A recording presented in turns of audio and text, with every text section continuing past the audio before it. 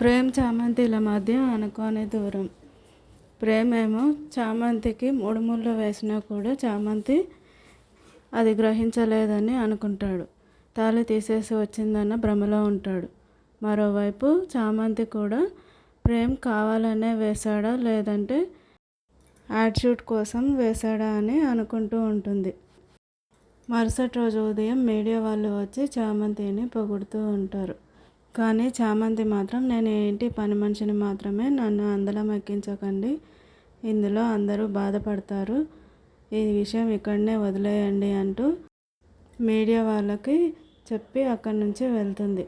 అది విన్న ప్రేమ్ చామంతి కావాలనే ఇదంతా చేసిందని అనుకుంటాడు. ఎందుకంటే తన మనసులో ఏమీ లేదని, తనని పెళ్లి చేసుకోవాలనే ఉద్దేశం లేదని, తను 3 ముళ్ళు వేసినా కూడా తను గ్రహించలేదని అనుకుంటాడు. అందుకే తను కూడా యాడ్షూట్లో భాగంగానే ఇదంతా చేశానన్నట్టుగా చామంతితో చెప్తూ ఉంటే చామంతి షాక్ అవుతుంది.